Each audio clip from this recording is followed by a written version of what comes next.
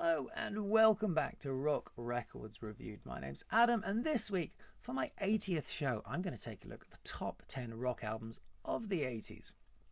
As many of you regular watchers will know, I do have a little bit of a problem with a lot of 80s music, from the production to the length of the CDs, which are sort of fattened out with bonus tracks and unreleased tracks and demos and all that kind of nonsense being added. It does get my goat a little bit.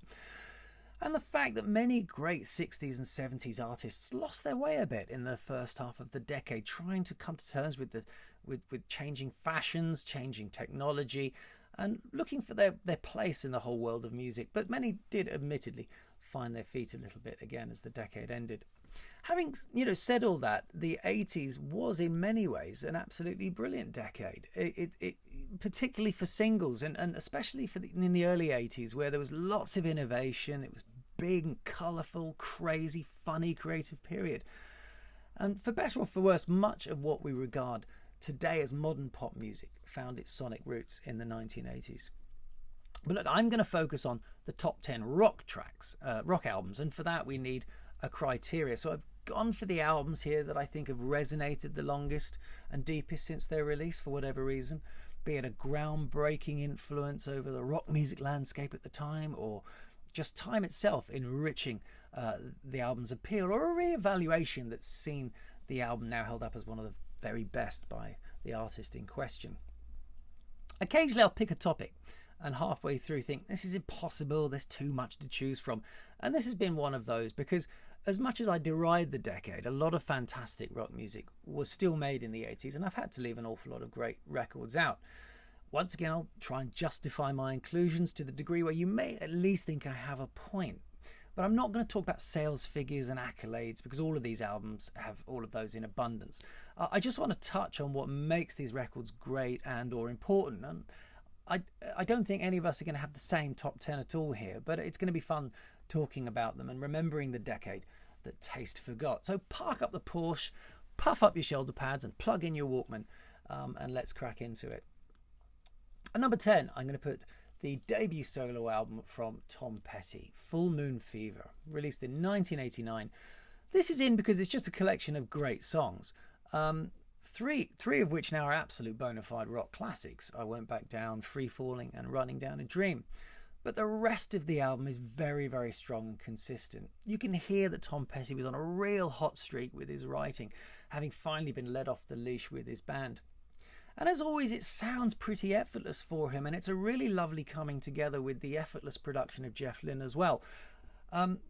I think this is Jeff's best production work from the 80s, because often it could sound a little bit formulaic and samey on some of his other albums that he made, but the range of writing here and the musicianship keeps the attention for 45 minutes.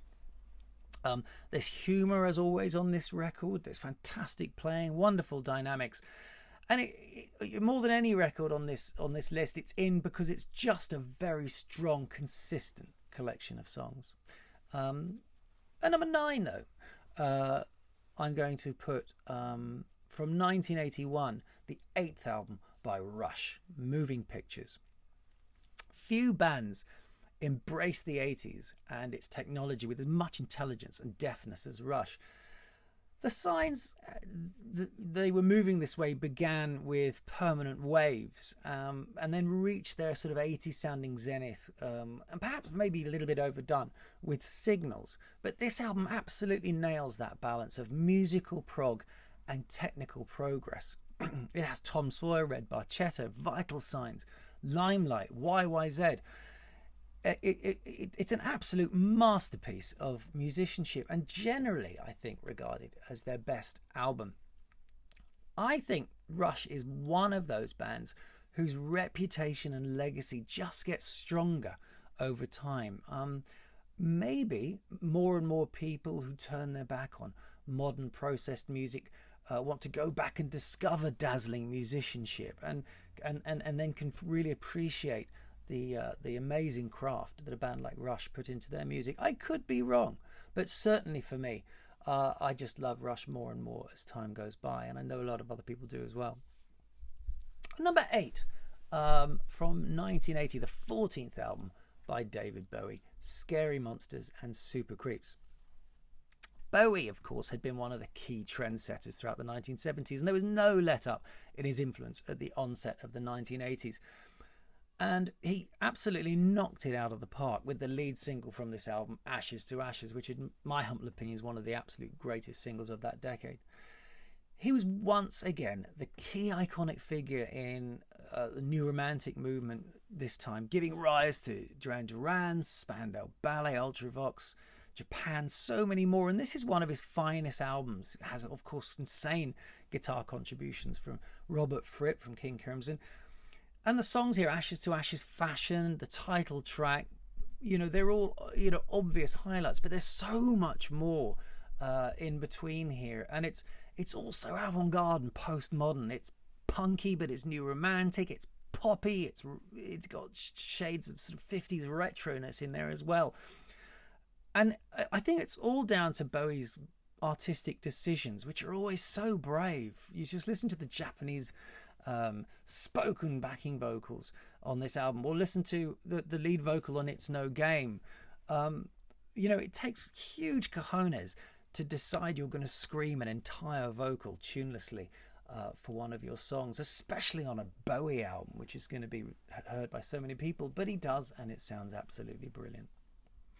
At number 7, the 7th album by AC/DC from 1980 is, of course, Back in Black.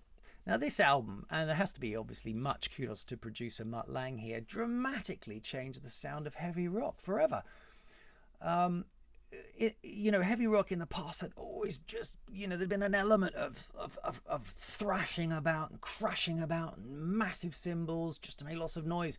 But this album actually is very, very brilliantly restrained, and the power of this album all comes from the tightness of the playing and the brilliance of the sonic production. Most obviously, the cymbals here are pulled right back to let the rich guitars do all the work. And rumour has it, Mutt Lange even recorded some of the guitar parts string by string. I don't think that's true, but I get what he's saying and the way you can record an overdub guitar sometimes. Of course, you've got Back in Black here, You Shook Me All Night Long, Hell's Bells, Rock and Roll Ain't Noise Pollution. They're all now rock radio staples. But let's not forget the crisis that AC/DC were in at the time. Bon Scott had died, they desperately needed a new singer, and along came Brian Johnson. And talk about a phoenix-like rise from the ashes. After this album, AC/DC were bigger and arguably better than ever. And this album, and to this day, kids still pick up electric guitars and want to learn Back in Black. It's this album that consolidated their place at rock's top table, and which they hold to this day, being one of the 5 or 6 biggest selling bands of all time. And number 6, from 1986, the 5th solo album by Peter Gabriel, former Genesis lead singer Peter Gabriel, and it is, of course, So. Now, Peter Gabriel is an artist of tremendous intelligence and integrity, and I think So has to be on this list. Of course, we all remember the groundbreaking Sledgehammer video, the single that preceded the album, but this collection of songs is pretty much faultless. Red Rain, Mercy Street, Big Time, stunning duet with Kate Bush, Don't Give Up.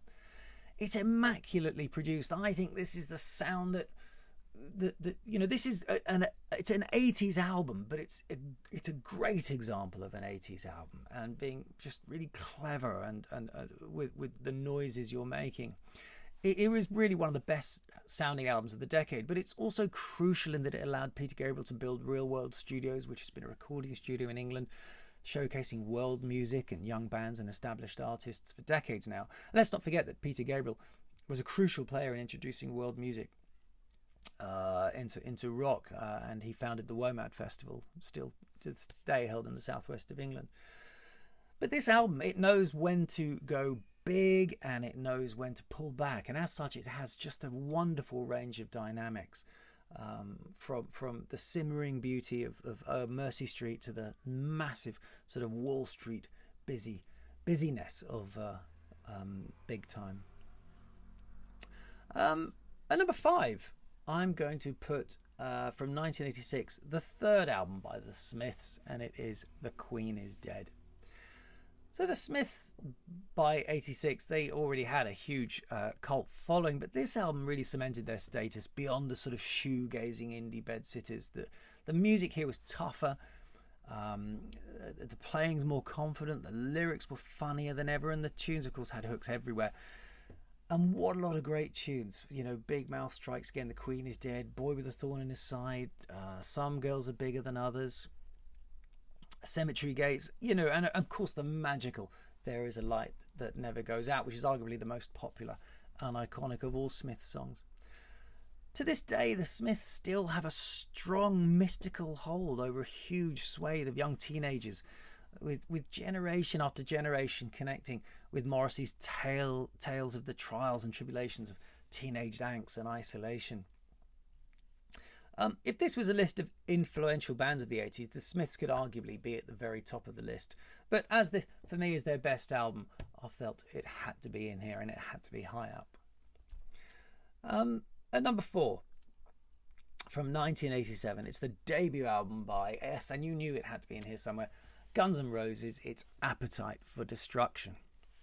By 1987, heavy metal had got faintly ridiculous. You had hair metal bands with lousy production and shallow tunes. They were everywhere, and pretty much everyone could see that the music was like a bad cartoon. Enter Guns N' Roses, who had an altogether very different approach. And if you remember the original album cover for this album, it gives you a good idea of, you know, how the band weren't messing around or going to pull any punches. And add that to their raw, exciting live shows and their volatile personalities, it signalled a band who weren't going to take any nonsense from anyone. Armed with the definitive 80s rock hit and Sweet Child of Mine, it's backed up here with other equally huge songs, Paradise City, Welcome to the Jungle, and then, you know, on the supporting cast you've got Night Train, Rocket Queen, Mr. Brownstone. It's very consistent, very high level rock writing here with Slash's rock guitar and Axl's high screeched vocals. They just seem to have more depth and substance than all the other poodle perm posers. And they were dirty, naughty boys too, which appealed to a lot of men, young men and young women, I guess. But, you know, their legacy perhaps is based really on this album alone. I can't imagine Guns N' Roses would have ever reached the level they did on GNR Lies or Chinese Democracy. But, you know, a whole generation, you know, still name checks, a new generation still name checks all the time Guns N' Roses alongside the rock giants that preceded them. So our top 3 here, and at number 3 it's another debut album, this time from 1989, and it is The Stone Roses by The Stone Roses. The Stone Roses actually formed many years earlier in 1983 in Manchester. It took them quite a while to get their act together. Wonder why. But few debut albums have had the kind of impact that The Stone Roses had in 1989, and it has cast a long shadow to the extent that people still look back on the Manchester baggy movements through rose-tinted tears with misty-eyed memories of late night raves or the Spike Island concert. I mean, this wasn't just an album full of great songs. This was a musical revolution.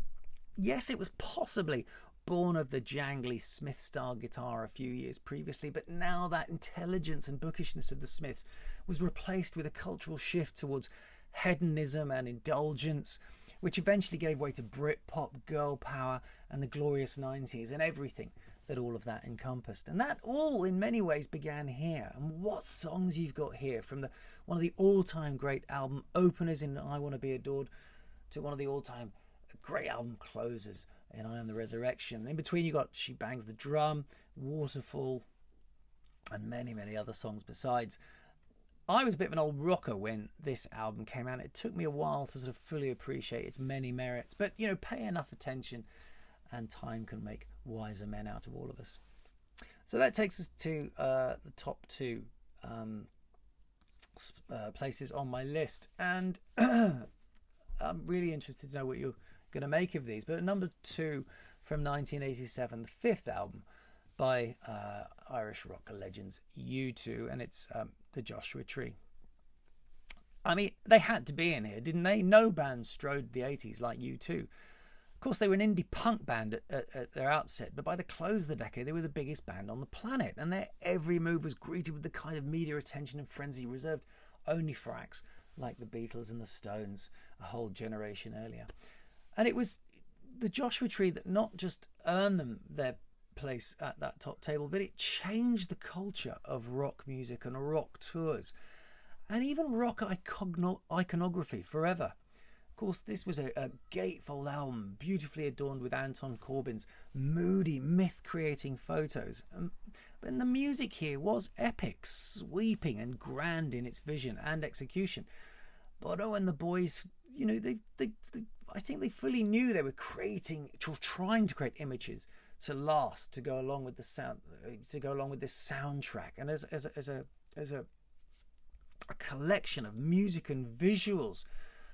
We were seeing these rock images in a way they hadn't really been put together before on an album. The success of this album fully allowed them to fully realise the scale and ambition of their live shows, which were the first, I think, to truly, really begin to grasp the potential of the mega tour and understand how such a spectacle could be used to manipulate the emotions of the punter, and even to a degree to try and influence their opinions. A lot of that sort of conscious, flag-waving, political, grandstanding rock music really found its footing with the Joshua Tree. And it showed that if you put the images and the message and the music all together, it could be absolutely irresistible. But my number one album of the 1980s came as the decade was drawing to a close in 1989, and it's the second full album by the Pixies, and it's Doolittle. And this is by some way the lowest selling album on this list, yet in many ways the most influential. The Pixies pioneered a style of indie rock that's resonated through the decades in a very, very obvious way. Nirvana are the most clear example of a band who openly used their sort of quiet, loud dynamics. But so many other huge and influential bands have done the same in their wake, from Radiohead through to the Smashing Pumpkins, Pearl Jam, PJ Harvey, The Strokes, Wolf Alice. Even David Bowie himself admitted that they had influenced his later music. The Pixies were blending melody with grunge and surf rock and psychedelia, but it's not just the music that was influential here. Lyrically, their sort of darkly surreal words and black humour opened the floodgates for a load of bands who didn't want to write about love, hate, war, peace, disenchantment, loneliness and the like. You could literally write whatever nonsense, bizarre nonsense or dark imagery came into your head. So you've got songs like with Monkey Gone to Heaven, Debaser, Wave of Mutilation, Here Comes Your Man. It's an album with many sort of dark, fascinating little corners to scurry down sonically and lyrically. And the sound is unique, with the sort of high bubbly snare contrasting with Kim Deal's crisp bass tone and Joey Santiago's crashing guitars. There's space everywhere on this album. At times it can sound quite sparse, but at other times it can feel wonderfully dense and dangerous. And the Pixies just made a fantastic noise. They still make a fantastic noise, and the influence of which has resonated all over rock and indie music today. And that's why I've put it at the top of my top 10 rock albums of the 80s. I mean, there are so many other brilliant albums of the 80s I love. I love Lou Reed's New York, Shoot Out the Lights by Richard Thompson, Number of the Beast, Iron Maiden, Dylan's Oh Mercy, Prince, Purple Rain, Eliminator, of course, by ZZ Top, Neil Young's Freedom, Kate Bush, Hounds of Love, R.E.M. Document. These are all archetypally 80s albums that are just sort of that I had to wrestle with leaving out. And maybe you have a few more in your list. If so, let me know in the comments below, and let me know what you thought of my top 10. But I will be back again very soon with another Rock Records reviewed. Until then, bye bye.